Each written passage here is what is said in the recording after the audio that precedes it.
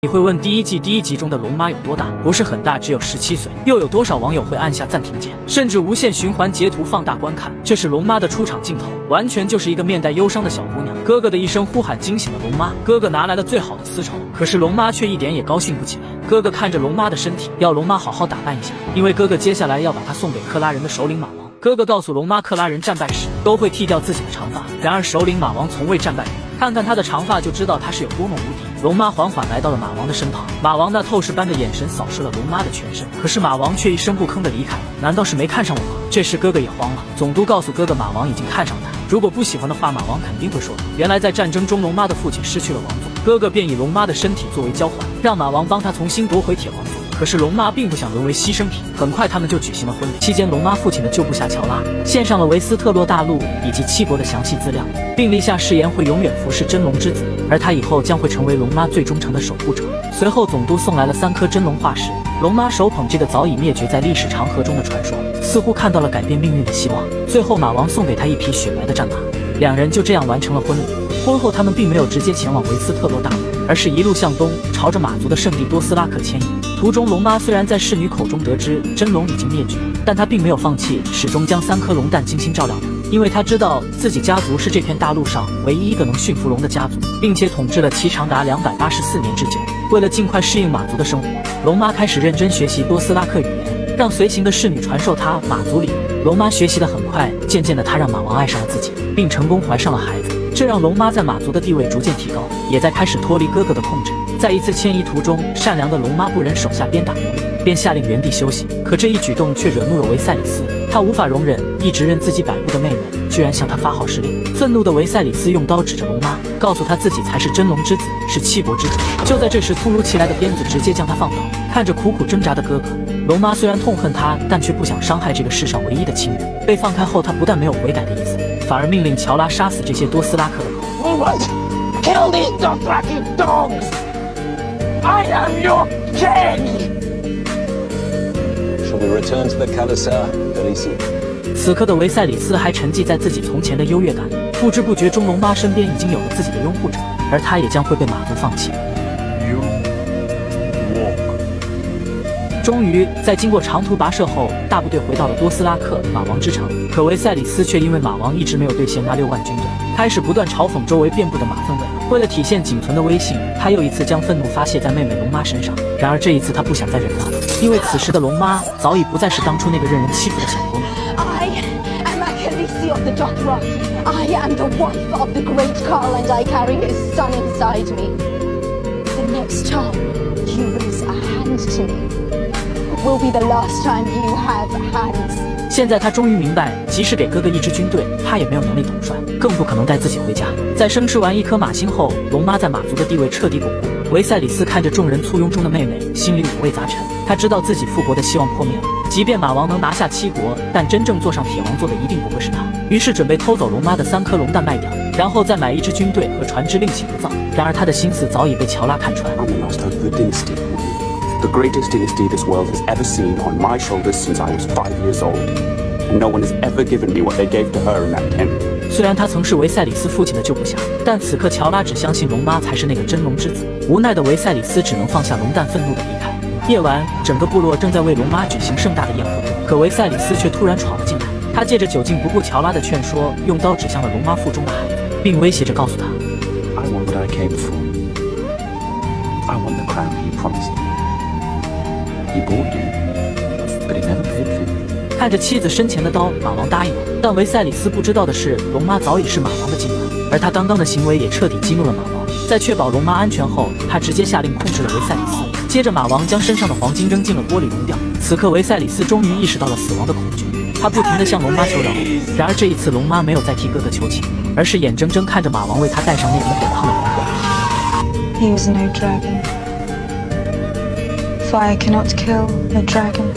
维赛里斯怎么也想不到，被他安排的这段婚姻却成了自己的坟墓。虽然龙妈被迫嫁给了马王，可她却意外获得了爱情。这天，她向马王讲述着自己的故乡以及那个象征权力的铁王座，但马王却不感兴趣。他觉得骑着世界的骏马不需要铁椅子，并且自己的马也没办法横越海洋，便回绝了龙妈攻打7国的提议。但一路漂泊的辛苦让龙妈始终没有放弃回家的念头。于是便将自己的想法告诉了乔拉，想通过他帮忙劝说马王。但乔拉则表示多斯拉克人有自己的步调，并且现在马族不具备攻占七国的实力，希望龙妈耐心等待。就在龙妈还想说什么时，被乔拉打断并借机离开了。这时，一个小男孩递给乔拉一封赦免信，原来他是为了赎罪被劳勃安排在龙妈身边的卧底，而龙妈近期的一举一动也被乔拉如实的汇报了上去。当劳勃得知坦格利安家族还有血脉在世时，他决定杀死龙妈以绝后患。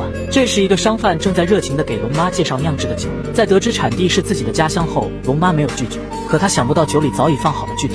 将一切看在眼里的乔拉及时出现并阻止了龙妈，接着他让商贩为自己倒好酒，然后拿到嘴边闻了闻，但乔拉并没有喝下去，而是轻蔑地递给了商贩。这时龙妈也察觉到异常，眼见已经暴露，商贩只好假装接过酒杯。突然他奋力推开龙妈，趁机逃走，可不等他跑出集市就被侍卫直接放倒。不知不觉中，作为间谍的乔拉心早已被龙妈征服。夜晚在看到龙妈安然无恙后，马王那颗悬着的心终于放了下来。但对劳勃刺杀自己妻儿的事，他并没想就此结果。在所有人的见证中，马王愤怒地发誓，他要做以前所有卡奥都没有做过的事，带着自己的族人横渡海峡，杀死那些穿铁衣服的人，为龙妈拿下七国，让自己的孩子坐上铁王座。也是在这一刻，眼前这个男人让龙妈感受到了权力的力量，在他心里种下了坚强的种子，也给了他统治七国的勇气。但想要攻占七国，必须找到可以横渡海峡的船，而现在的马族却没有购买的能力。为了买船，他们开始洗劫沿途的村庄，收集粮食。可这一举动让善良的龙妈起了怜悯之心。虽然乔拉告诫他这是多斯拉克人的习俗，但龙妈依旧用自己卡利西的身份强行干预，并下令带走被俘的女人，准备收为己用。也是龙妈这一时的善良，今后给他带来了难以承受的后果。战利品被龙妈带走，马族的战士自然不服，便找到马王理论。然而对男人的当面指证，龙妈却淡定地告诉他。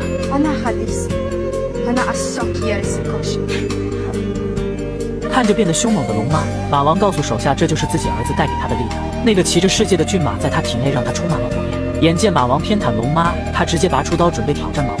虽然马族崇尚武力，但在众目睽睽之中挑战卡奥的威严还是第一次。为了杀鸡儆猴，马王扔掉了自己的匕首，接着干净利落地用对手的刀解决掉他，可也因此受了一点轻伤。这时被俘的奴隶中走出一个女人，称自己是祭司，并表示可以帮马王医治，但却被一旁禁卫拦下。他觉得作为羔羊的女人没资格为卡奥疗伤，都是一些骗人的手段。可龙妈因为担心伤口会持续恶化，便开始劝说马王接受治疗，不忍拒绝龙妈的一片好心，马王便同意了他的建议。然而经过祭祀的治疗，马王不仅没有变好，反而身体状况开始逐渐变弱，甚至在一次迁移中，向来健壮的马王却从自己的坐骑上摔了下来。龙妈担心地上前查看他的伤势，可身后的禁卫却幸灾乐祸地说道：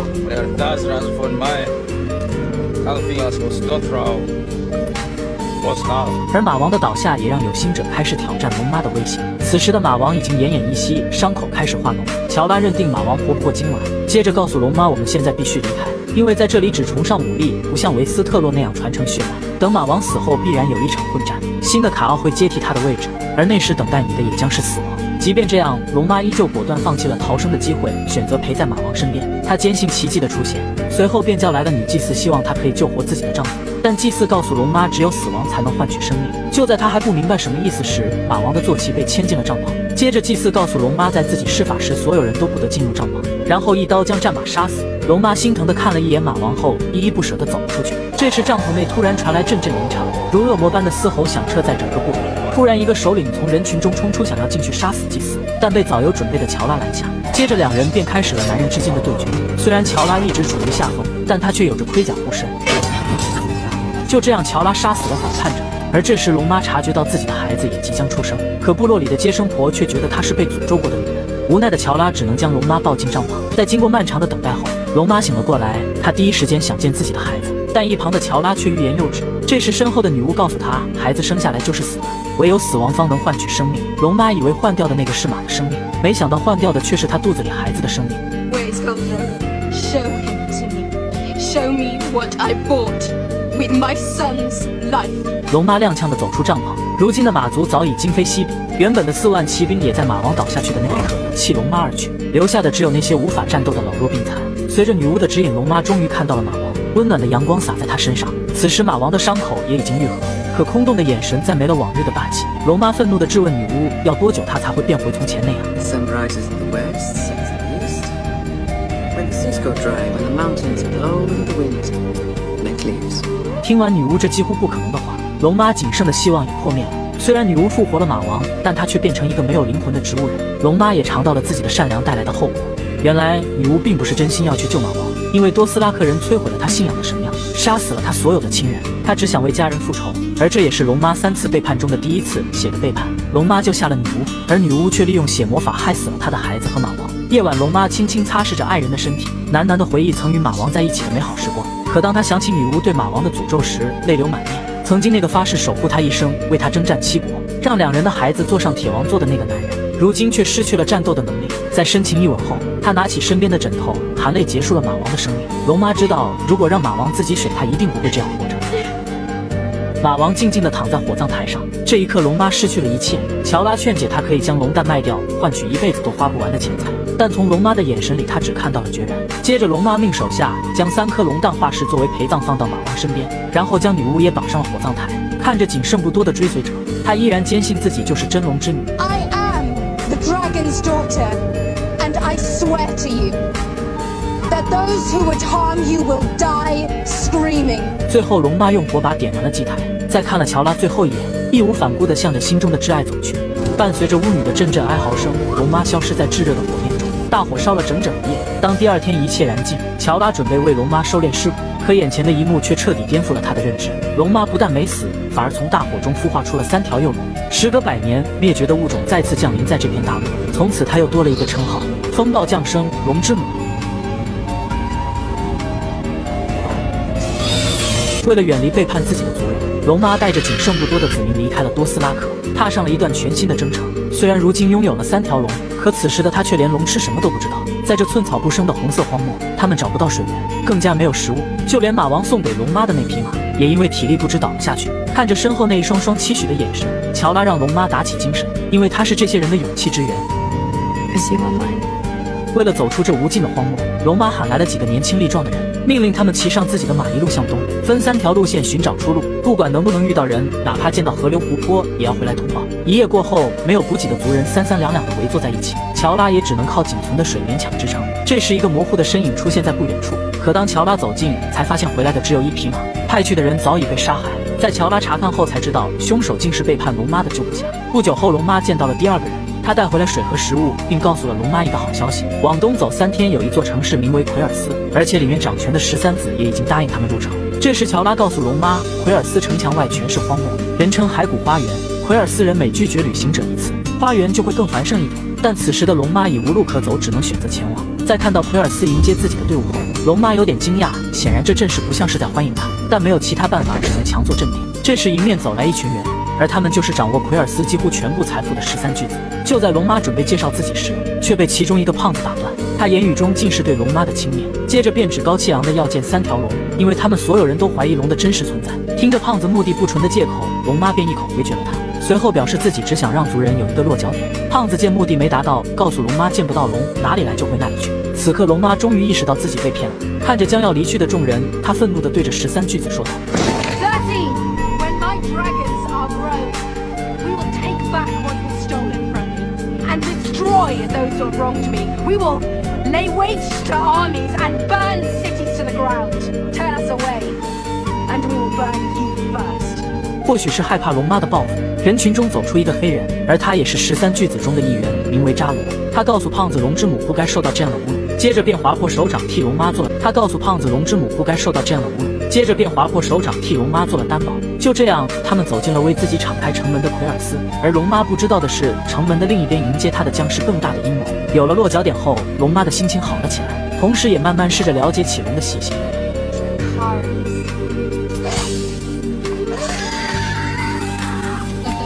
龙在一天天长大，卓哥也已经可以自己进食了。宴会上，龙妈一袭长裙，高贵而美丽。这时，13巨子之一的男巫突然出现，并递给龙妈一颗宝石。他告诉龙妈，看向宝石的最深处，里面有很多切面，会看到不同的自己。就在龙妈疑惑不解时，另一个男巫出现在她身后。It would be an honor to host you at the House of the Undying, Mother of Dragons. 这时，一个头戴面具的女巫找到了乔拉，她警告乔拉，此时的龙之母需要你的守护，因为成年后的真龙可以毁灭一切。13巨子已经有了贪念。另一边，扎罗对这个没钱没势力，而且拥有3条龙的女人心动，不停地向龙妈展示其庞大的财富，并将她带到了自己的私人宝库前。接接着告诉龙妈，这里面有无数金银珠宝，只需要其中的一半，足够你购买马匹、船只与军队。而且唯一打开这扇门的钥匙就在我手上。All I have to do is marry me. 见龙妈犹豫不定，扎罗继续说道：“劳勃已死，只要你答应嫁给我，七国就是你的，而且日后我们的孩子也将成为王子与公主。”这一刻，龙妈动心了。可当乔拉知道后，开始极力反对。他觉得扎罗割破手掌获取了龙妈的好感，再拿金钱诱惑都是一些骗子的手段，并且拿下七国需要维斯特洛人民的支持。接着他告诉龙妈：“你有自己的称号，有继承权，完全可以靠自己名正言顺地坐上铁王座，根本不需要那个只会开空头支票的男人。”在乔拉的劝说下，龙妈放弃了嫁给扎罗的念头，也听取了他的建议，去寻找一艘可以渡海的船只。第二天，龙妈将自己的决定告诉了扎罗，可当他回到家时，却发现遍地尸体，自己身边的其中一个侍女也已被杀，而且3条龙也不知所踪。与此同时，一个全身被麻布遮盖的人正背着龙妈的3条龙向着不朽神殿走去。乔拉得到消息后，第一时间赶来，可看着眼前的一幕，他也没有任何办法。在这里，13巨子根本没把他们放在眼里。龙妈把所有的愤怒发泄到了乔拉身上，她觉得自己身边没有一个可以信任的人。曾经相依为命的哥哥，为了得到军队，将他卖了出去。那些誓死效忠他的多斯拉克人，在马王倒下去时弃他而去。如今复国唯一的希望已破灭了。看着几近崩溃的龙妈，乔拉依旧耐心地安抚。Let me help you. Please. Tell me how. Find my dragons. 为了搜集线索，乔拉找到了曾在宴会上提醒过自己的女巫，而这个女蒙面人的身份不得而知，因为她只在第2季中出现过。原著中对她的描述是：阴影之地的奎西，来自亚夏，是一名拥有预言能力的魔法师。他没有回头就已经说出了乔拉的来意。乔拉惊讶地愣在了当场，以为龙在他手上便要动手，可女巫却直接道出了他的心声。You want to please the mother of dragons. You love her. Where are the dragons? Will you betray her again, Jorah the Undead? Will you betray her again? Never. The thief you seek is with her now. 另一边，龙妈已经找到了13巨子，此刻她没有了以往的咄咄逼人，而是祈求众人将自己的孩子还给她。如果没有她的守护，3条龙会随时死去。可胖子却嘲讽地说，那样最好不过，因为在他心里，龙就是不祥之物，会给世界带来死亡和痛苦。这时，一旁的男巫却唱起了反调，他认为龙妈应该和自己的孩子团聚，随后便承认自己偷走了龙，此刻就关在不朽神殿。接着他坦然地告诉龙妈，在你走进城市的那一刻，我便与奎尔斯的国王约定好了。But there is no king of Karth. There is now. 龙妈怎么也想不到，这一切竟是他在背后操控。接着扎罗说出了自己的野心，原来他早已和男巫勾结，并且对奎尔斯的王座窥伺已久。而龙妈的到来正好是他动手的最佳时机，因为得到3条龙会更加稳固他在奎尔斯的地位。但其他13巨子却不以为然，一个暴发户凭借一个江湖骗子就想坐上奎尔斯的王座，简直天方夜谭。这时男巫缓缓上前，告诉了他们什么是江湖骗子。Mother of dragons will be with her babies. She will give them her love, and they will thrive by her side. 龙妈还没明白他话中的意思，13巨子就被其无数分身杀死。眼见男巫对自己虎视眈眈，龙妈想趁机逃走，然而刚离开大厅就被拦下。就在这时，一把匕首扎进男巫的身体。原来乔拉在女巫的提示下也赶了过来，虽然救下了龙妈，但杀死的却是男巫的一个分身。接着男巫告诉龙妈，你的孩子就在不朽神殿等你。此刻乔拉意识到这里已经不安全了，只能匆匆离去。等确保安全后，他希望2人赶紧离开奎尔斯，并表示自己已经找到了前往阿斯塔国的船。可龙妈却满脸失望，她没想到乔拉会说出这样的话，自己的孩子还在男巫手里，你不想怎么去营救，反而想要逃走。但乔拉也有着自己担心的地方。接着他告诉龙妈，不朽神殿是奎尔斯最恐怖的地方，里面充满了难以预料的危险，曾有无数人想从中获取力量，但走出来的人却微乎其微。如果就这样毫无准备的进去，势必会落入男巫的圈套。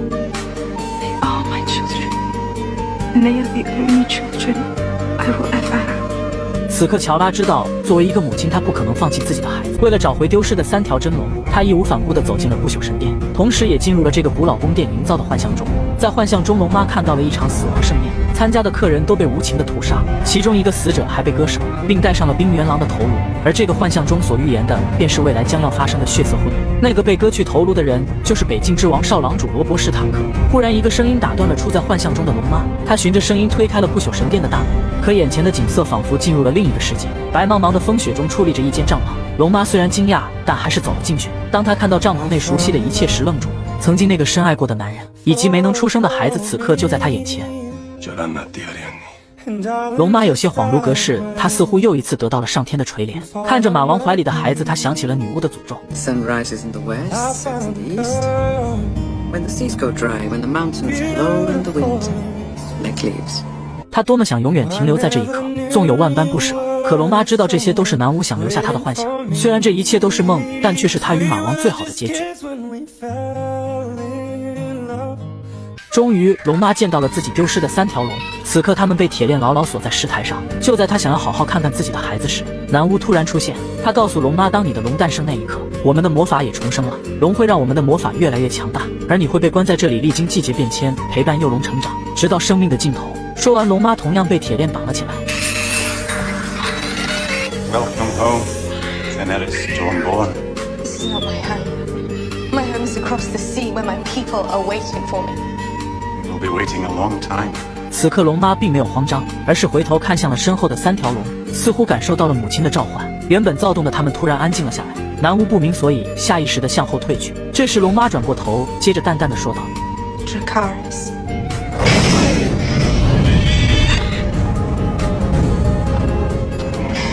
炙热的龙焰穿过龙妈的身体，喷向了南巫。就这样，南巫成了第一个被龙烧死的人。而此刻，幼年时期的龙也彰显出了他该有的霸气。接着，他找到了扎罗，打开了那扇拥有无数宝藏的仓库。可当他拿着火把走进去后，才发现里面竟是空的。但龙妈并没有因此生气，反而开心地告诉扎罗：“感谢你给我上了宝贵的一课。”也是从这一刻起，龙妈学会了空手套白狼，并将其应用到了极致。接着，他命令手下将扎罗与背叛自己的侍女关了进去，这也是他遭遇的第2次才的背叛。随后，龙妈洗劫了扎罗的宫殿，准备变卖掉值钱的东西，购买船只离开奎尔斯。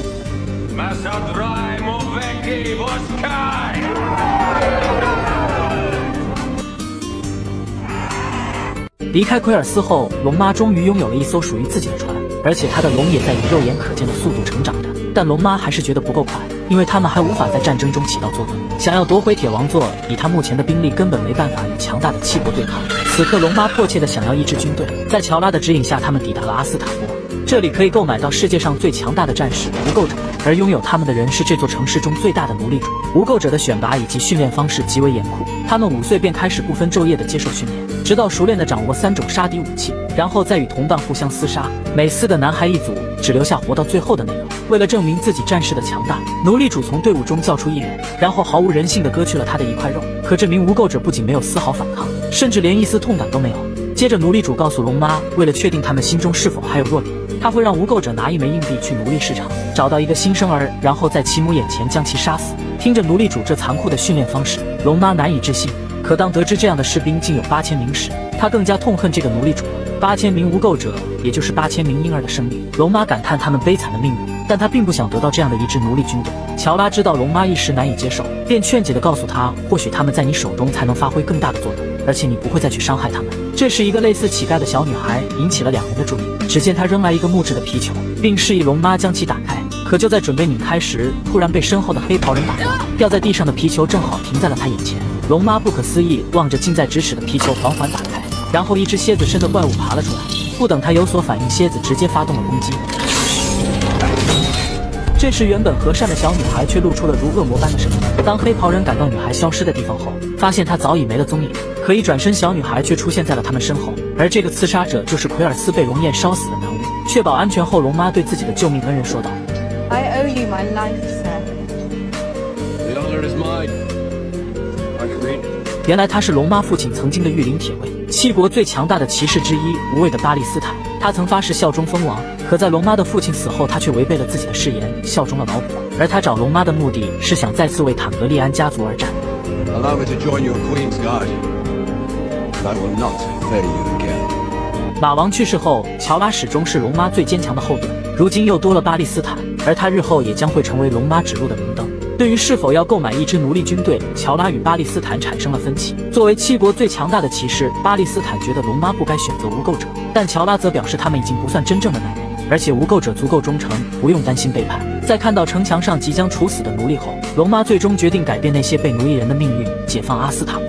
随后，他找到了奴隶主，并表示要买下所有的无垢者，以及那些还在训练中的。可奴隶主表示不出售未完成训练的男孩，而原因是怕他们在战场上表现不佳，影响阿斯塔波的名声。随后开始用只有他们会说的瓦雷利亚语，不停地贬低龙妈，因为他们觉得这个看着漂亮的女人根本支付不起，即使用她身边的人以及那只船，也只够买100名无垢者。对奴隶主的蔑视，龙妈依旧从容淡定。她看了看四周的奴隶，然后做出了一个大胆的决定。I have dragons. I'll give you one. 在得知龙妈居然用龙换军队，巴利斯坦与乔拉着急了。他们觉得夺回王位需要的是龙，而不是奴隶。但龙妈霸气的眼神让两人不敢再多说什么。随后，他与奴隶主达成了协议，用自己最大的龙换取8000无垢者，并且在离开前带走了弥桑带作为此次交易的礼物。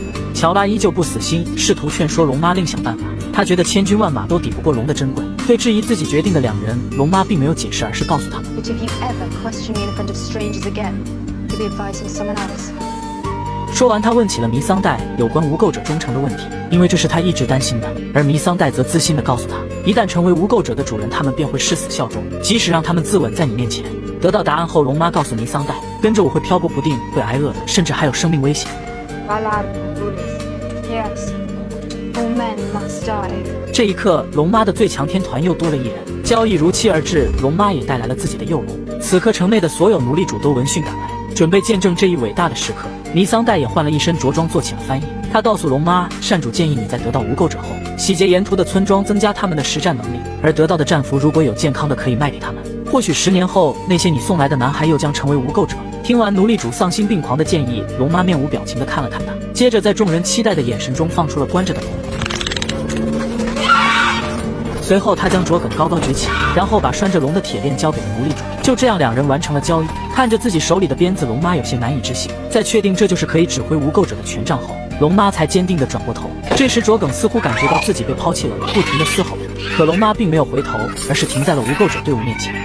Go again!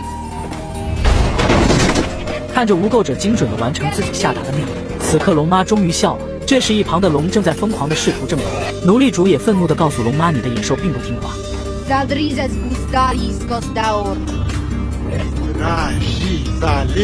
原来龙妈一直都会说瓦雷利亚语，而她之前的那些辱骂与嘲讽，龙妈都能听懂，因为瓦雷利亚语曾是坦格利安家族的母语。而此刻，她要让无知的奴隶主得到相应的惩罚。接着，龙妈在所有人惊讶的目光中，对无垢者下达了一个命令，让他们砍断奴隶身上的锁链，杀死所有的士兵以及每一个拿鞭子的人。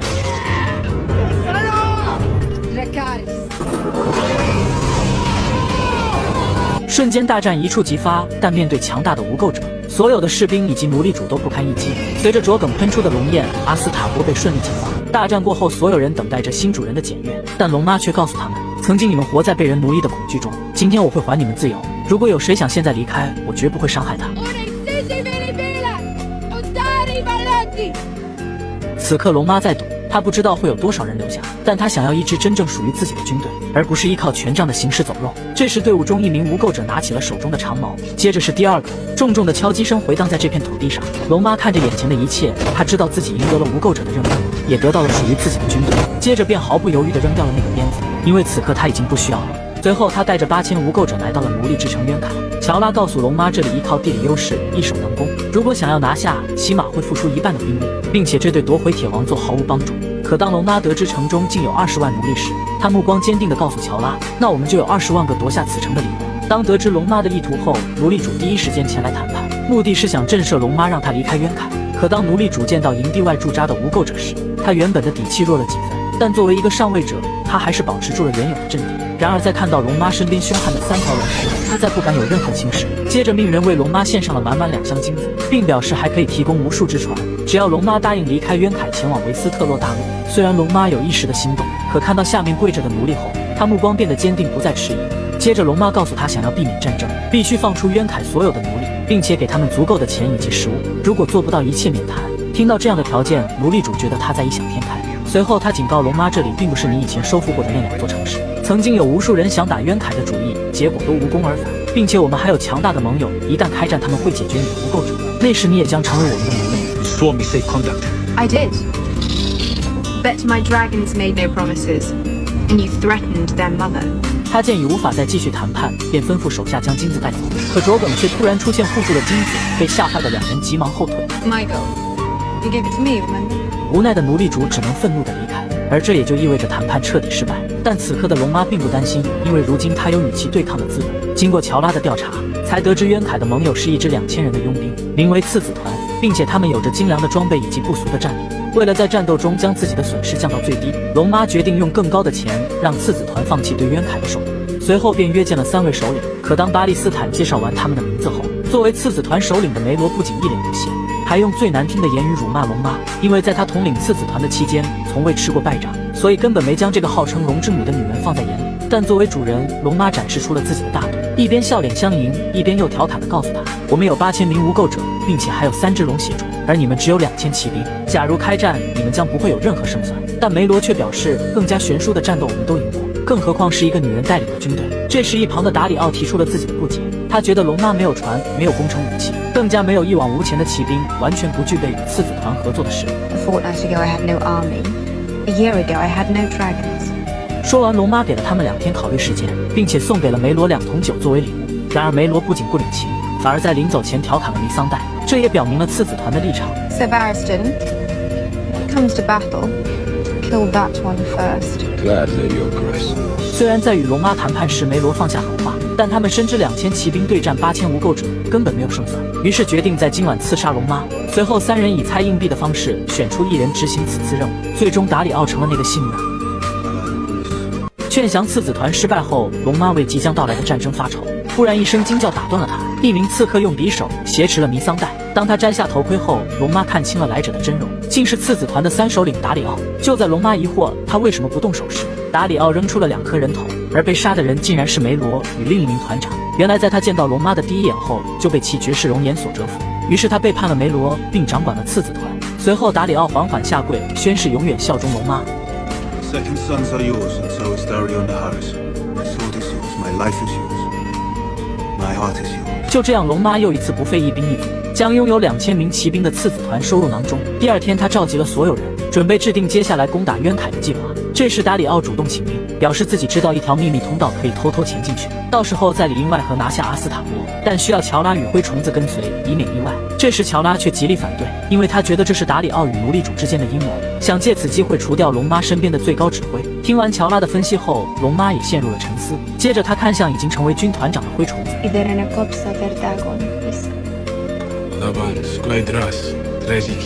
最终龙妈答应了达里奥的建议，深夜在达里奥的带领下，他们成功进入阿斯塔波。就在准备行动时，突然出现一群士兵，将3人团团围住，但他们并没因此慌张，因为都是久经沙场的战士。很快，一队士兵被3人解决掉。然而不等他们有片刻松懈，源源不断的士兵从巷子中冲了出来。另一边，龙妈在着急地等待着消息。这时，乔拉与灰虫子满身疲惫地出现在营地外。接着，乔拉告诉龙妈，阿斯塔波那些不愿为奴隶主而战的士兵，最终扔掉了长矛，选择向您投降。听完乔拉的话，龙妈欣喜若狂。然而下一秒，他却问起了达里奥。一句话让原本满脸笑容的乔拉心里五味杂陈。这时，达里奥的身影也出现在几人身后。接着，他将象征渊凯的旗帜献上，并对龙妈说道：“第2天，龙妈带着军队静静地矗立在阿斯塔波城外，他在等被自己解放的那20万奴隶走出那扇大门。可随着时间的流逝，城内始终没有动静。此刻，龙妈有些失望，接着告诉乔拉，枷锁戴久了也会有人爱上他。就在这时，紧闭的大门忽然被打开，源源不断的奴隶从中走了出来，整整20万。接着，他们停在了龙妈面前，然后高呼着弥沙。而弥沙在古吉斯语里代表着母亲。龙妈让自己的3只真龙飞向高空，在所有人的欢呼中，它被高高举起。就这样，龙妈解放了这座古老的城市，向着她心中的铁王座又进了一步。接下来，龙妈会来到迷陵，小女孩被无情地钉在了十字架上，而巴利告诉龙妈，这是迷陵的统治者惩罚奴隶的手段，往后每1公里都会有这样的人被钉死，共计163处。龙妈难以置信，同时也更加痛恨那些践踏生命的奴隶主。她没有同意巴利想提前埋掉那些同样被绑起来的人，因为龙妈要看清这163人的脸。也是从这一刻起，废除奴隶制度便深深烙在了龙妈心里。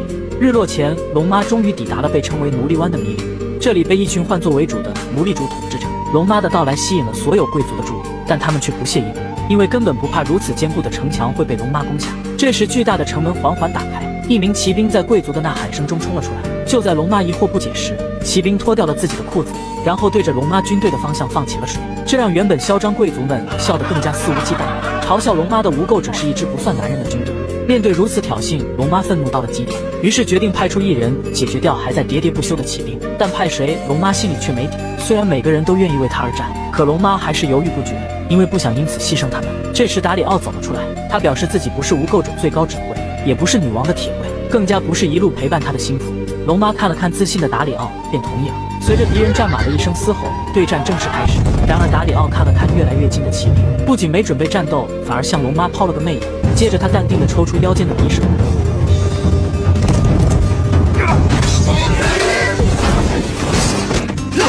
被誉为迷林最强的冠军骑兵就这样被达里奥搞定。眼见自己的人被杀，愤怒的贵族开始不按套路出牌，想用弓箭射死达里奥，然而箭的射程却根本达不到。这时达里奥挑衅的解开腰带，用同样的方式还击了回去。见到迷林的贵族不敢再蔑视自己，龙妈对着城内的奴隶说道：“我曾来迷林前解放过2座城市，来这里并不是要奴役你们，而是要给你们选择。那些杀死你们孩子、为你们戴上枷锁的人才是你们的敌人。”说完，他命令投石车上前。在所有贵族疑惑不解的眼神中，龙妈下达了命令。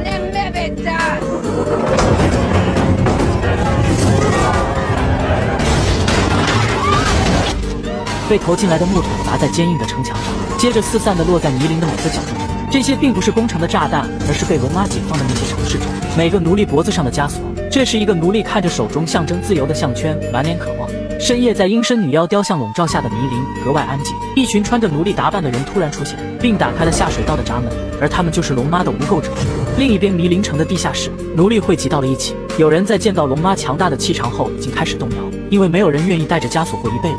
但常年对为主的恐惧让大多人放弃了抵抗。就在他们犹豫不决时，灰虫子突然出现，接着将自己带来的武器扔在了人群中。他希望这些人能奋起反抗，推倒迷林的统治者。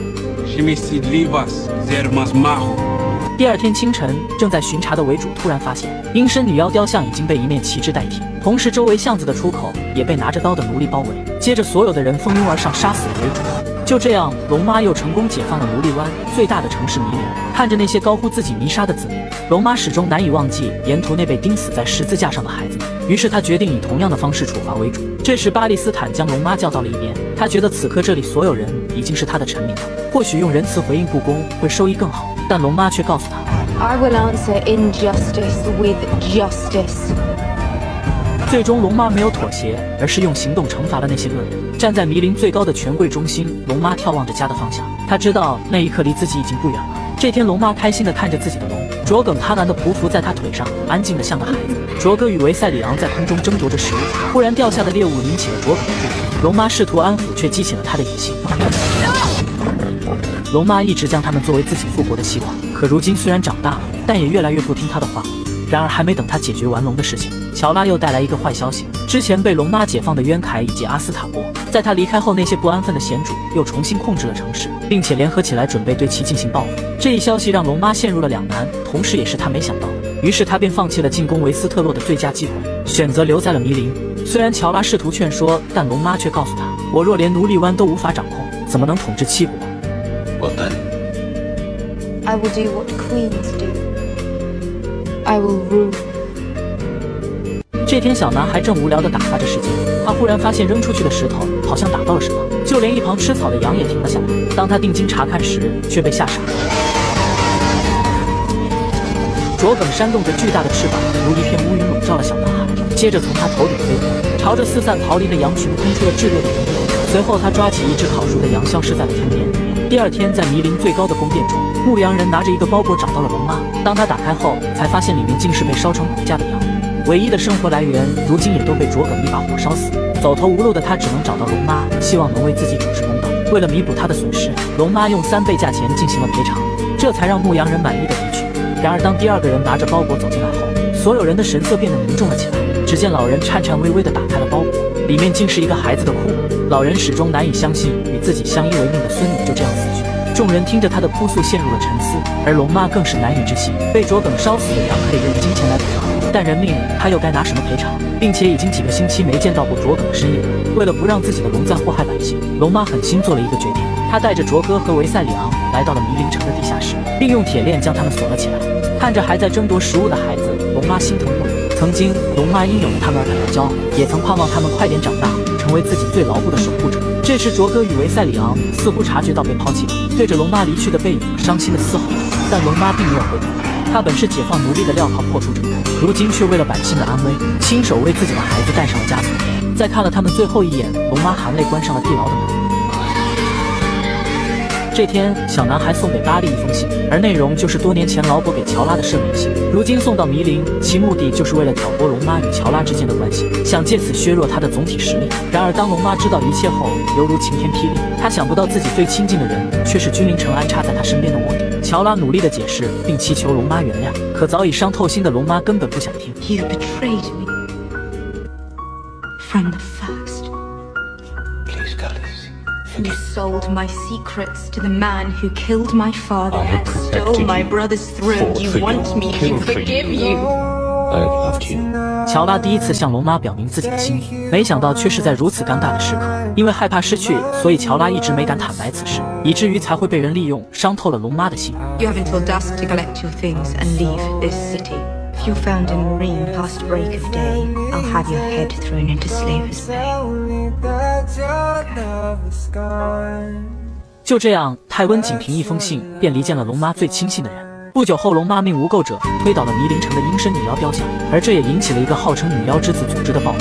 他们凭借对迷灵的了解，将无垢者引进了一处小巷。狭窄的空间内，无垢者难以发挥出武器的优势。经过一番搏杀后，他们不仅损失惨重，灰虫子也身受重伤。虽然巴利及时赶到将其救下，但却遭到了敌人的偷袭，不幸身亡。看着躺在自己眼前的人，龙妈难以接受。巴利斯坦曾跨越了半个世界来辅佐自己，而如今却死于小巷，死在戴着面具的懦夫手里。龙妈愤怒地抓起了迷灵所有家族的族长，她要用铁血的手段让这些人记住。在龙的震慑下，所有人被吓得瑟瑟发抖。就在龙妈准备杀死第二个人时，想起了巴利生前对他说的话：不要成为像你父亲蜂王那样的人。最终他没再动手。夜晚，龙妈回到住处，却意外发现了卓可。看着许久未见的孩子，龙妈欣喜若狂。乔拉的背叛加上巴利斯坦的离世，接二连三的打击让龙妈身心疲惫。此刻见到回来的卓耿，龙妈心里终于有了些许的安定。可龙天生难以驯服的习性，根本不想受到龙妈的约束，他一跃而起，消失在了夜空中。看着卓耿离开的方向，龙妈久久不愿离去，先后失去了自己的左膀右臂，如今龙也不再受她控制。于是龙妈决定与迷灵最大的贵族联姻，并答应再次开启竞技场。被驱逐后，乔拉并没有放弃，而是不远万里地绑架了小恶魔，想借此得到龙妈的原谅。可对于背叛自己的人，龙妈根本不想看到他，又一次狠心地将乔拉撵出了迷灵。为了能再次回到龙妈身边，乔拉义无反顾地参加了竞技场的决斗，因为最后的胜利者将成为女王的护卫。看着为自己战斗的男人，此刻龙妈心里有了些许困难。她不忍那个一路保护自己的人死在眼前，好几次都想暂停比赛，然而残酷的厮杀根本不允许她有片刻的思考。最终，乔拉凭借自己坚强的意志赢得了决斗。就在这时，他忽然拔出地上的枪，朝着龙妈投去，但标枪却越过了龙妈，杀死了一个想偷袭他的人。而这时，竞技场的观众席上忽然涌现出无数个头戴面具的人，接着他们开始疯狂地屠杀身边的人，瞬间场面陷入一片混乱。保护龙妈的无垢者也一个接一个的死去。就在这时，乔拉忽然出现，他看了看龙妈，并将手伸了过去，而这次他没再拒绝，选择了原谅。接着他保护着龙妈跑进了竞技场的后门，然而这里早已被埋伏好的叛乱者封死，唯一逃生的路也被阻断，他们只能在无垢者的保护下向着竞技场中央汇集。这时大批的敌人还在不断涌入，几分钟便将他们团团包围。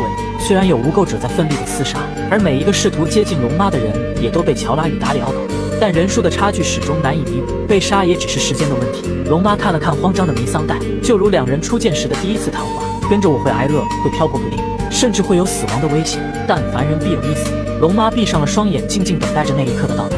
忽然，一声龙吟划破天际，所有人惊恐地望着空中。最后时刻，卓耿华丽登场，咆哮声响彻在整个竞技场内。看着来救自己的孩子，龙妈重新燃起了希望。随后，卓耿对着伤害龙妈的敌人喷出了熊熊烈焰，瞬间四周被龙焰焚烧殆尽。这时，叛乱者却退到了更远处，开始用长矛攻击。由于体型庞大，卓耿很难避开。龙妈缓缓上前，为他拔下了身上的长矛。剧烈的疼痛让卓耿发出了愤怒的咆哮。望着眼前毫无畏惧的龙妈，卓耿似乎又看到了曾经那个气场十足的母亲。为了不让卓耿再继续受到伤害，龙妈迟疑地爬了上去，而这也是他第一次与龙飞行。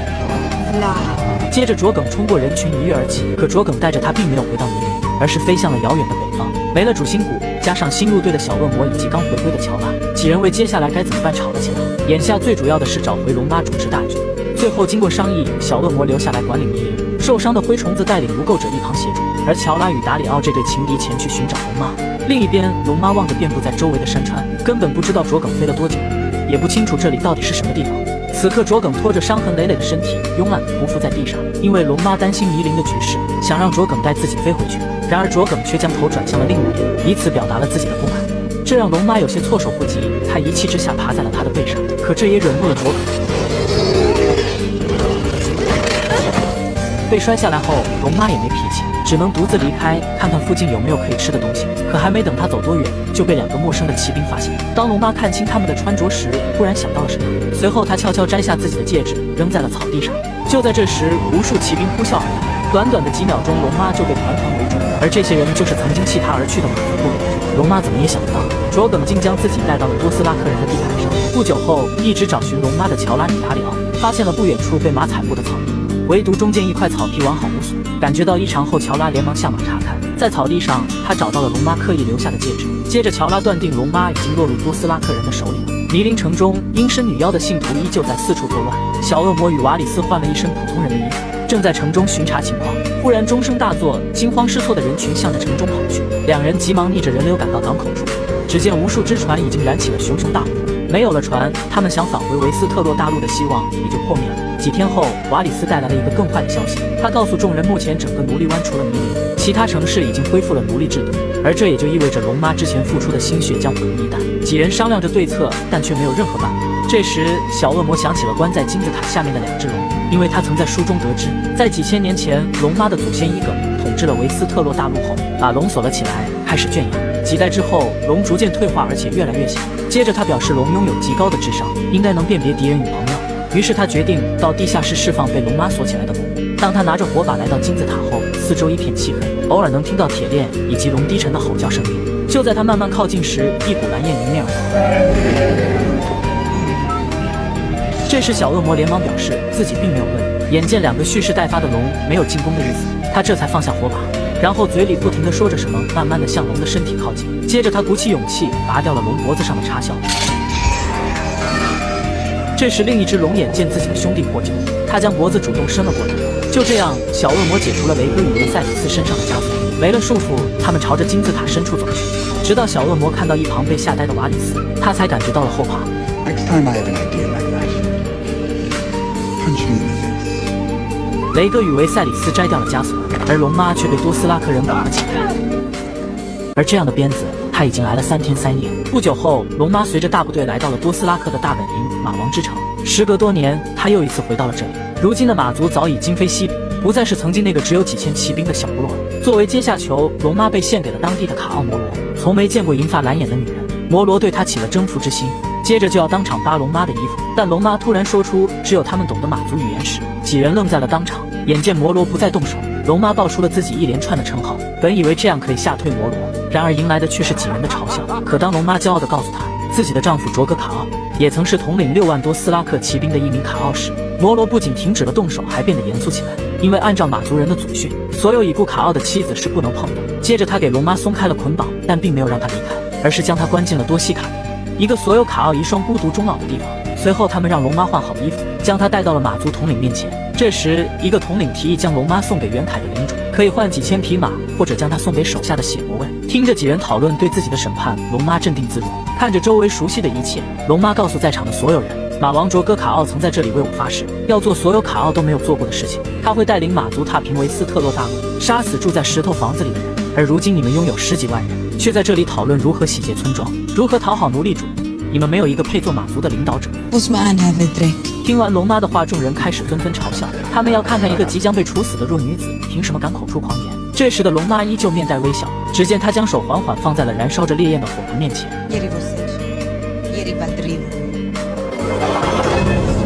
一瞬间，火光弥漫了整个帐篷，首领们到处逃窜寻找出口。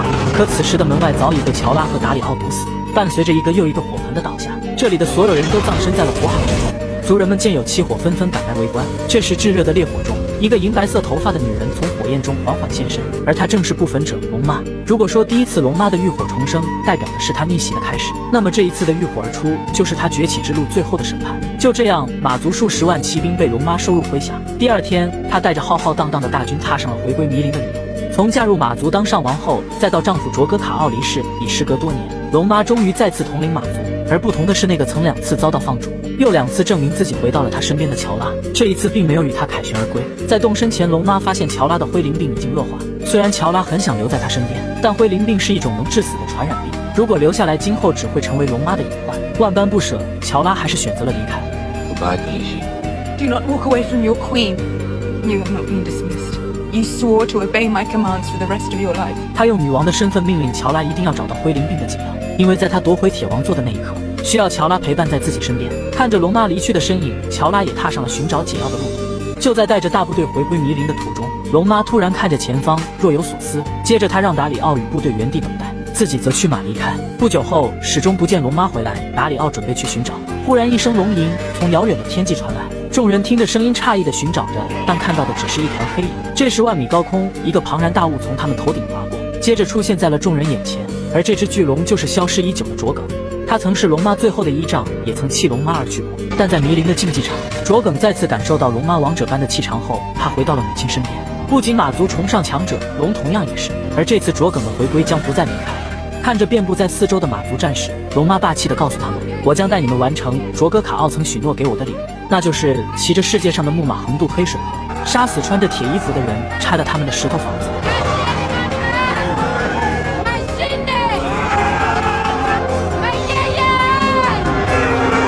从此刻起，龙妈才彻底征服这些骁勇善战的马族。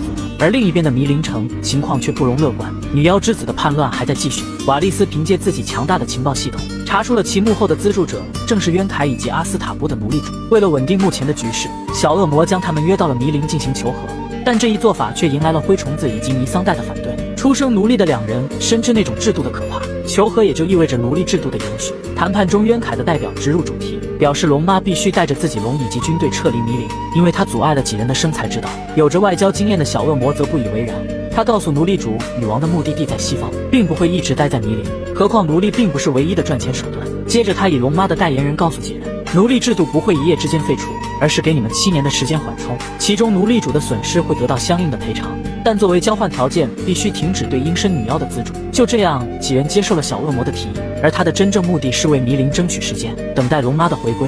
然而，和平并没有持续多久，一阵急促的警钟声打破了宁静。The masters have come for their property. 他们违背了约定，并且开始集结船只进攻迷林。虽然这时的小恶魔意识到了自己的错误，但此刻已经于事无补，而无垢者也只能死守在金字塔内，因为之前带来的船也被阴身女妖烧毁。正当几人不知该怎么办时，金字塔的上方忽然传来恐怖的袭击。从来没参加过战斗的弥桑代也拿起了武器，所有人严阵以待。在灰虫子的命令下，无垢者打开了房门，可当他查明外面的情况后，却纷纷跪了下来。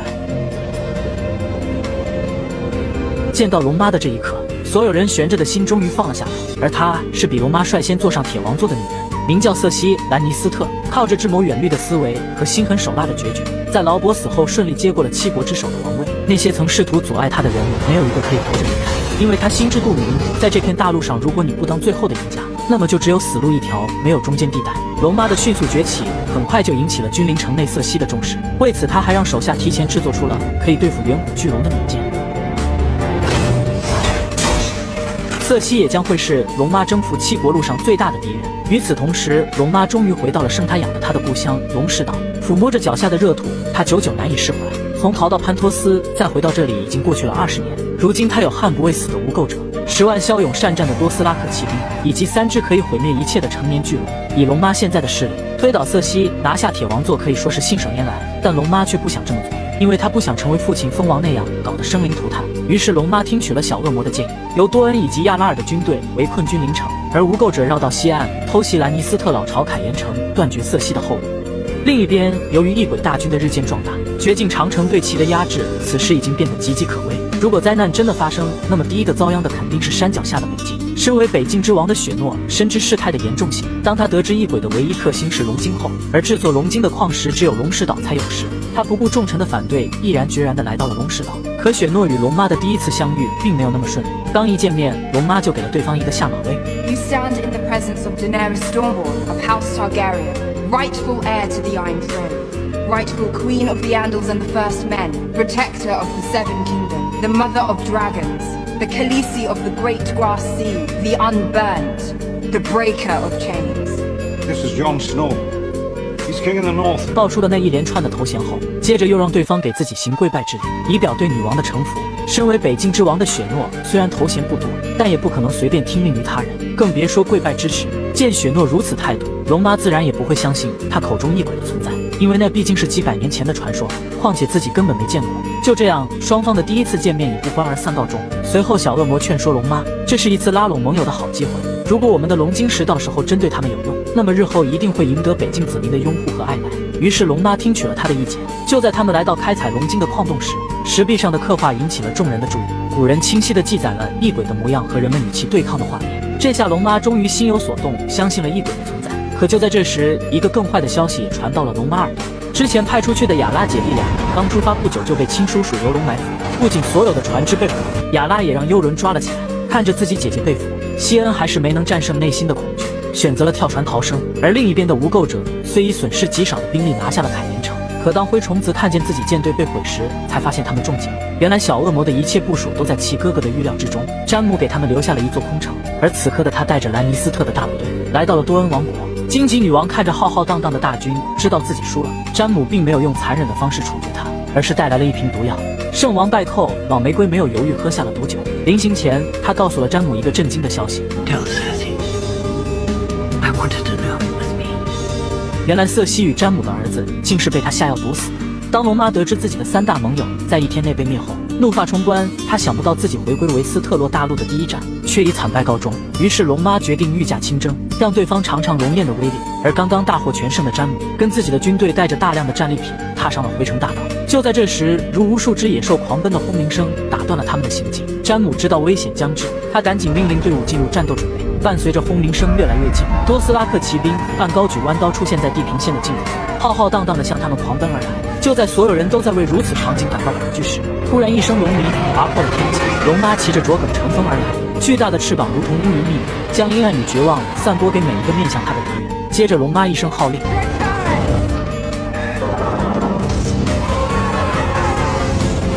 有巨龙卓梗的加持，战争很快就变成了单方面的屠杀。敌人的防御如同火纸一般，被从天而降的火焰撕裂得千疮百孔。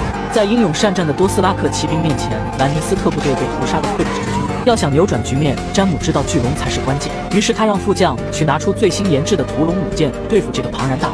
副将扬起弩箭瞄准了天空的巨人，然而带着他们所有希望的箭并没有射中，而是从龙妈的身边擦肩而过。见有人对自己攻击，龙妈立即调转方向，朝着弩箭笔直地冲了过去。就在龙焰即将来临之际，卓梗被射出的第2箭击中，剧烈的疼痛让他失去了方向。伴随着肆虐的长啸，卓梗犹如巨大的陨石，快速向地面坠落。好在最后时刻靠着山洞容易找回了平衡。下一秒，烈焰脱口而出，瞬间融化了重伤他的屠龙弩弓。落到地面的龙妈看着自己的孩子不断的咆哮，她想将卓梗身上的长毛拔出来，可仅凭她的力量根本无法撼动这根利剑。而看到龙妈正在分神，詹姆提起了长枪，朝着她冲了过来。就在危机时刻，龙妈发现了詹姆，卓梗也缓缓转过了头，伴随着一团火焰的喷涌而出，为这场战争也画上了该有的定局。战后，龙妈没有赶尽杀绝，而是劝他们投降，为自己所用。剩下那些誓死不从的，龙妈便不再客气。等龙妈骑着卓梗再次回到龙石岛时，雪诺并没有离开，而是提前在这里迎接龙妈的凯旋。雪诺终于意识到了她的强大，于是想请龙妈出兵帮忙消灭异鬼。因为他刚收到了布兰的一份信，而内容是看到了夜王和他的尸鬼军团正在向绝境长城进化。面对雪诺的请求，龙妈毫不犹豫地拒绝了，因为此时的2个女王正在争夺铁王座。如果龙妈撤走，带兵前往永东之地，那么相当于将国家拱手让给瑟西。这时一旁的小恶魔提出了一个折中的办法，那就是去抓一个尸鬼标本，然后带到瑟西面前，让他相信夜王以及死人军团的真实存在，从而将瑟西也拉进来，共同抵抗异鬼入侵，保护人类家园。面对这个明显是在给敌人喘息机会的提议，龙妈居然同意了。不得不说，从小恶魔加入龙妈团队以后，智商便开始直线下降。就这样，由雪诺带队准备前去永东之地活捉尸鬼，而乔拉也治好了灰灵病，重新回到了龙妈身边。与此同时，夜王开始对人类发动进攻，并找到了森林之子的洞穴。而森林之子与夜王之间的关系，后面会讲到。只见夜王缓缓将手放在了覆盖冰雪的地面之上，瞬间大地震动，森林之子布下的魔法也被摧毁。接着夜王抽出身后的冰刀，无数尸鬼在他的号召下开始进攻。虽然森林之子拥有魔法炸弹，可面对魔法免疫的夜王根本起不到任何作用。就在他们准备撤离时，发现已经晚了，密密麻麻的尸鬼已经包围了整个余梁木，并且冲进了洞穴之内。看着越来越近的尸鬼，森林之子放弃了逃生的希望，他点燃了手中最后一颗炸弹。随着一声巨响，他与蜂拥而来的敌人同归于尽。另一边，雪诺带着临时组建的小队历经艰辛，终于发现了一支异鬼的巡逻小队。随后他们偷偷设下了埋伏，在趁异鬼分神时，几人一拥而上将其解决，同时也顺利抓到一个尸鬼标本。然而他凄厉的吼叫声让雪诺意识到了危险，匆忙的逃跑中，他们误入了一处结冰的湖面。这时，无数尸鬼大军突然出现，死亡的恐惧瞬间向他们袭来。雪诺众人拼命朝着湖中央跑去。掉队的几个被尸鬼残忍地扑进了湖面，脆弱的冰面在难以承受，开始断裂，一个接一个的尸鬼纷纷掉了进去。几秒钟后，雪诺等人就被团团围困在湖中央，而等待他们的将是无尽的黑暗。另一边，詹德利还在拼命地奔跑着，而他要回到绝境长城寻求支援。在雪诺等人被异鬼发现时，他被单独派了出来。终于在詹德利倒下的最后一刻，将消息送到。一夜过后，湖面又重新结冰，尸鬼大军依旧矗立在周围，但却迟迟没有发动进攻的意思。此时，雪诺知道唯一逃生的希望就是等待龙妈的支援，想强行冲出去或者杀死山顶上的夜王，以他们目前的战力根本无法做到。这时，无聊的猎狗朝着对岸的尸鬼扔出去了一块石头，接着是第二块。尸鬼看看停在脚下的石头，然后抬起了头。一个接一个的尸鬼开始向湖中央汇集，大战一触即发。随着尸鬼源源不断的加入战斗，雪诺等人也开始出现伤亡，而死去的尸鬼却还能站起来。他们拼命的厮杀着，但留给几人的生存空间也越来越小。与此同时，龙妈也得知雪诺等人被困，于是决定前去营救。世界上最重要的人将要飞去最危险的地方。小恶魔试图劝说龙妈，但这次他没有听取小恶魔的建议，坚定地坐在了卓梗背上。而龙妈的这一决定也将给他带来难以接受的后果。雪诺等人依旧在誓死抵抗着。就在这时，一股龙焰从天而降，龙妈终于在最后时刻赶到。有着3条巨龙的加入，局势很快被扭转。然而雪诺的恋战却给了夜王机会。只见他手握着寒冰标枪，不慌不忙地瞄准了天空中的维赛里斯，然后猛地投出。这一刻，龙妈恨不得能替自己孩子挡下这一切。维赛里斯像断了线的风筝朝湖面落去，鲜血洒满了整个天空，重重地摔在了冰面上。维赛里斯缓缓地闭上眼睛，身体渐渐消失在了冰冷的湖水中。卓梗伤心的叫声响彻在整个山谷内。夜王没留给他们悲痛的时间，拿起了第2把冰枪。此刻雪诺才意识到事情的严重性。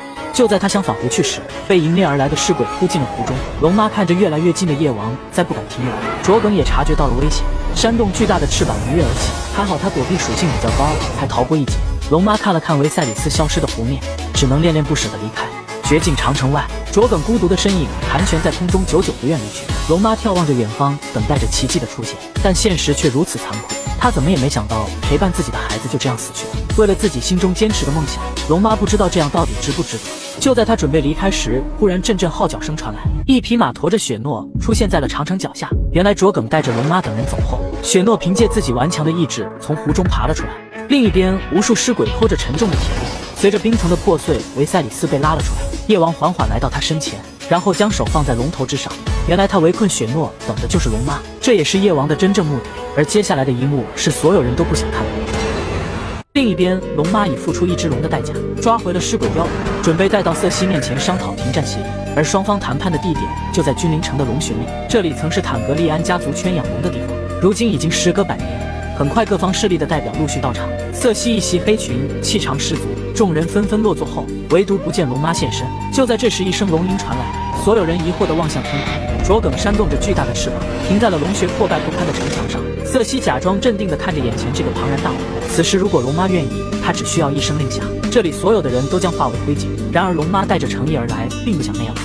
We've been here for some time. My apologies. 随后，这场关乎人类生死存亡的谈判正式开始。因为瑟西不相信异鬼的存在，对雪诺提出双方暂时休战的提议并不认可。虽然龙妈表示在此期间可以保证君临城的安全，但瑟西却觉得他是在借此扩充自己的势力。眼见谈判无法进行，小恶魔让猎狗将抓住的尸鬼带了上来。在众人疑惑不解的眼神中，猎狗一脚踹开了箱子。这时被关久的尸鬼朝着瑟西走去，突然的变故让他再也没了刚刚的淡定，而没去过永东之地的人更是被眼前这个怪物吓坏。接着龙妈告诉他们，这样的尸鬼有数十万，并且只有火以及龙精才能杀死尸。瑟西终于不再坚持，同意了合作，并答应会派兵前往临东城。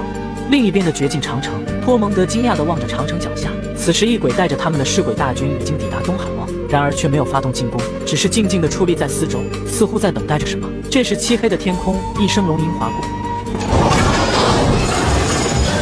夜王骑着被变成冰龙的维赛利昂霸气登场。这时托蒙德才意识到危险，然而夜王根本没有给他们逃跑的时间。冰龙喷出的蓝色火焰瞬间侵蚀了厚厚的长城，一次次的俯冲之下，冰封了千年的绝境长城在这一刻轰然倒塌，而阻挡了异鬼数千年的屏障就此化为灰烬。夜王带着他的尸鬼大军终于踏进了人类的领土。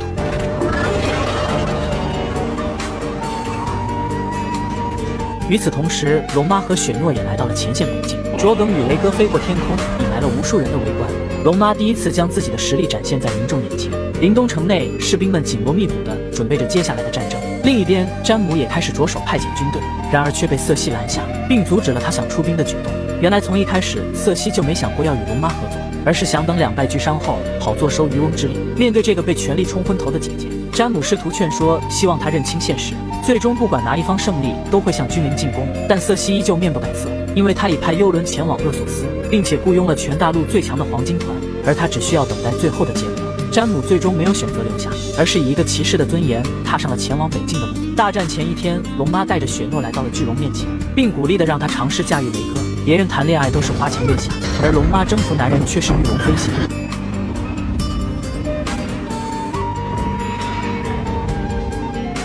随着雪诺的慢慢适应，他与卓哥也越来越默契，两人的感情在这一刻也不再掩饰。夜晚终于到了与夜王决战的时刻，可当先头部队接近尸鬼军团时，黑暗瞬间笼罩了他们。那些带着所有人希望的火光，一点点的熄灭在了众人眼前。死一般的宁静之后，尸鬼军团终于出现在了视野之内。瞬间无垢者被淹没，这根本不是一场战争，而是单方面的屠杀。就在这时，一道烈焰划过，关键时刻龙妈与雪诺及时出现，这才暂时压制住尸鬼大军进攻的步伐。然而夜王却没给龙妈太多时间，操控着风暴将他与地面战场强行分开。没了龙妈的支援，联军开始节节败退，而无垢者依旧坚守着阵地。在灰虫子的带领下，他们掩护着众人向城中撤去。然而面对无穷无尽的尸鬼，看着自己的人被一点点蚕食，灰虫子忍痛拉起了提前准备的屏障。可由于风雪肆虐，射出去的箭始终无法点燃篝火，最终还是在无垢者的层层保护下，红袍女巫点燃了屏障。瞬间，林东城被火焰包围，同时也阻挡了尸鬼的进攻。被风雪迷失的龙妈也找到了方向。此刻，众人总算有了一丝喘息的机会。布兰趁机将意识附在了乌鸦身上，开始寻找着夜王的踪迹。可就在他找到时，夜王缓缓抬起了手臂，下一秒被操控的尸鬼用身体覆盖在了火焰之上。就这样，林东城的最后一道防线被撕开，无数尸鬼如潮水般向着城墙冲去。被异变的巨人第一个破门而入，他只是轻轻一挥，莱安娜·莫尔蒙就被击飞。看着自己的族人遭到残忍的屠杀，弱小的莱安娜坚强地爬了起来。随着一声响彻天际的怒吼，她冲向了巨人。虽然在巨人面前，莱安娜是如此渺小，但她从没忘记自己的誓言。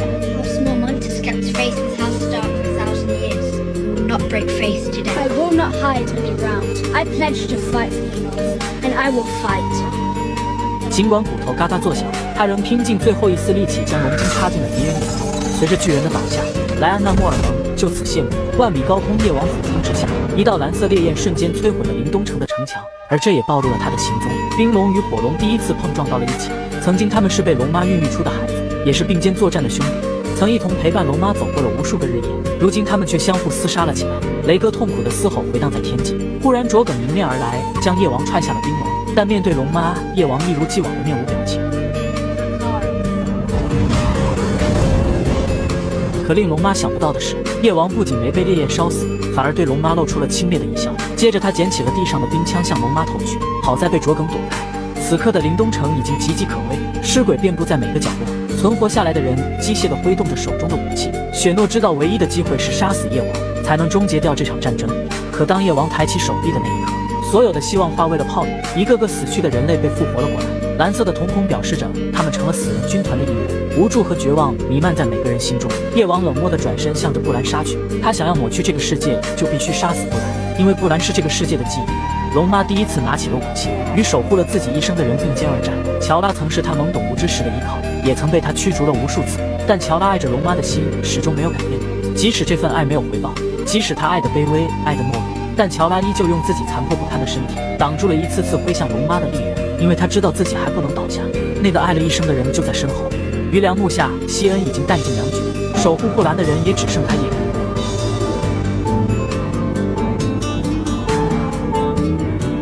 夜王已经越来越近，曾经西恩弃史塔克而去过，如今他要用手中的武器完成最后的救赎。可面对强大的夜王，西恩失败了，即使他已用尽了全力。就在夜王拔刀准备杀死布兰时，二丫从天而降，接着他将龙筋换到右手，狠狠刺入夜王的身体，铺垫了7计，地表最强的人就这样化为了阴茎。没了夜王，尸鬼大军也停止了进攻，纷纷倒地。乔拉在确定龙妈安全后，终于闭上了眼睛。人类赢下了这场战争，但也因此失去了太多的人。庆功宴上，所有人把酒言欢，唯独将龙妈冷落在了一旁。他们夸赞着雪诺的英勇与智谋，将她当成了最大的功臣，却忽略了龙妈为此付出的一切。她失去了乔拉，失去了一半的兵力，而此刻瑟西的实力加上雇佣的黄金团，兵力已经与龙妈持平。然而，当龙妈要求北境出兵讨伐瑟西时，珊莎却以休整为由拒绝了她的提议。I came north to fight alongside you. Great cost to my armies and myself. Now that the time has come to reciprocate, you want to listen. 但珊莎依旧坚持不肯出兵。龙妈本可以在回归龙石岛的第2天就可以轻松拿下铁王座，但她听取了小恶魔的建议，围困君临，从而导致3大盟友被害，再到答应雪诺来北京对付夜王，然后失去了一只龙。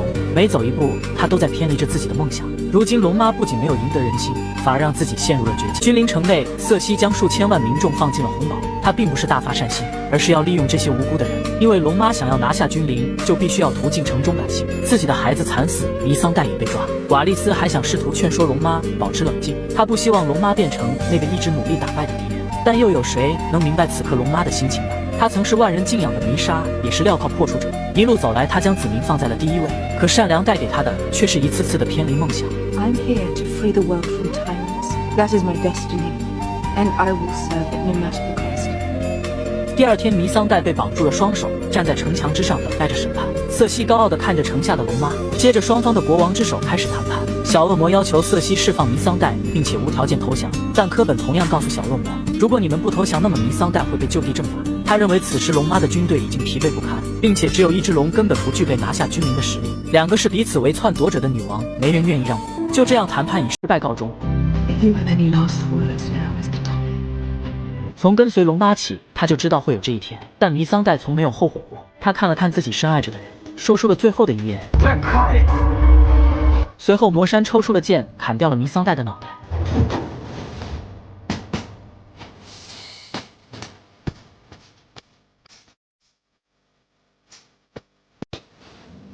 弥桑代不仅仅是龙妈的翻译，也是她最亲信的闺蜜。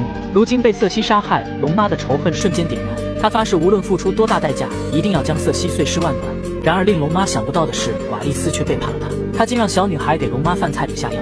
此时的龙妈已经心力绞碎，并且已经几天水米未进了，这才没让她得逞。而瓦利斯背叛龙妈的原因，是因为小恶魔告诉了他雪诺的身世。原来雪诺并不是奈德的私生子，他的父亲名叫雷加坦格利安，是龙妈的哥哥，而雪诺也成了继承铁王座的第1人选。当得知此消息后，龙妈曾让雪诺发誓守护这个秘密，然而耿直的他却将消息透露给了家人。珊莎因为嫉妒龙妈的势力，故意将消息告诉了小恶魔，这才导致了瓦里斯的背叛。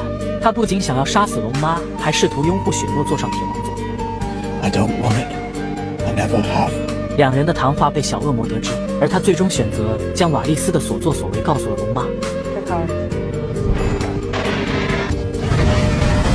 夜晚，龙妈命令无垢者与北境大军汇集前往君临。小恶魔见已无力阻拦，更担心龙妈会像他父亲那样做个灰烬女王，于是他祈求龙妈给那些无辜者一个机会，如果到时候瑟西的将领们投降了，那么就会鸣钟并且打开城门。当听到钟声时，他希望龙妈可以停止进攻。最后，龙妈看了看灰虫子，便同意了小恶魔的提议。接下来将是龙妈的最后一战。虽然游龙的舰队已经蓄势待发，但这次龙妈选择了偷袭。她驾驭卓耿从万米高空俯冲之前，游龙连忙调转巨弩的方向，但弩箭根本无法瞄准目标，加上机动性较差，卓耿几个来回就解决掉了海面上舰队。随后他划过海面，向着红堡冲去。城墙上，即便所有的巨弩都对准了卓耿，但却没有一个能命中，有的甚至没来得及发射，就葬身在卓耿的火焰之中。君临城内无数百姓开始恐慌，可此时红堡的大门却被瑟西下令关闭，因为他从没关心过这些无辜人的死活。城外2万装备精良的黄金团士气高昂，面对龙妈残余的实力以及疲惫不堪的军队，黄金团首领有着绝对的信心赢下这场战争。然而一声巨响传来，破灭了他们所有的希望。坚固的城墙轰然倒塌，炙热的火焰瞬间淹没了黄金团的骄傲。卓耿的到来吹响了龙妈进攻的号角，黄金团首领根本不明白发生了什么，就被灰虫子一枪解决。无垢者与多斯拉克的骑兵很快冲进了君临，有了卓耿的加入，地面战场很快成了一边倒的屠杀。此时的兰尼斯特军队已经溃不成军。瑟西站在高高的城堡内，望着空中的卓耿，他依旧不相信自己看到的一切。即使科本告诉他城墙上所有巨弩被毁，还有游龙把守黑水湾的舰队已陷入火海，瑟西仍然坚持他的军队会为他而战。 The Red Keeper's never fallen. It won't fall today. 然而面对势不可挡的无垢者以及一支远古巨人的阵势，瑟西的军队并没有他想的那般坚定，而是纷纷扔掉了手中的武器。雪诺终于长舒了口气，或许这是最好的结局。开战前，小恶魔就反复叮嘱过他，只要瑟西的军队投降，那么他们就要停止进攻。而这个条件，龙妈也曾答应过小恶魔。此刻，所有人开始催促瑟西敲响钟声。龙妈虽有不甘，但她给了瑟西机会。终于，悬挂的钟被敲响。凝望着远方的红堡，龙妈似乎听到了瑟西对她的嘲笑，嘲笑她的懦弱与善良。所有的委屈、愤怒向龙妈袭来。凭什么瑟西可以借可笑的钟声就叫停了战争，而他却要顾虑所有人的想法？越想越难以压制心中的怒火。龙妈驾着卓梗跃而起，朝着城内飞去。她永远忘不了弥桑代死前的遗言，更加难以忘记自己孩子被射杀时的惨状，还有那无数死在尸鬼刀下的无垢者。所有对瑟西积攒的仇恨，不是简单的钟声就可以接过。他曾发誓捍卫那些跟随自己的人。And I swear to you that those who would harm you will die screaming. 如今龙妈要兑现自己的诺言，接着她将愤怒一股脑地发泄在了这座城中。龙妈屠城了，不管是瑟西的军队还是无辜的百姓，都淹没在了卓梗的浓烟之中。灰虫子见龙妈动手，也拿起了手中的武器。雪诺看着眼前的杀戮，想阻止，但却身不由己。此时的灰虫子已经杀红了眼，这一刻他不为自己而战，也不为龙妈而战，他为心中的挚爱，为失去的弥桑代而战。曾经他是奴隶主手中的商品，没人在意过他这种特殊的存在，直到遇见弥桑代，才让他体会到被人呵护关心时的温暖。曾经答应弥桑代等战争结束后便带他回故乡的承诺，如今也难以实现。此刻他只能用手中的武器发泄着心中的思念。雪诺难以接受灰虫子以及龙妈的所作所为，因为他不曾失去过什么，所以他根本无法体会那种失去最爱之人的心疼。此时的君临城内哀嚎遍地，杀戮弥漫在每个角落里。瑟西看着越来越近的卓梗，终于害怕了。然而龙妈却并没选择直接摧毁他。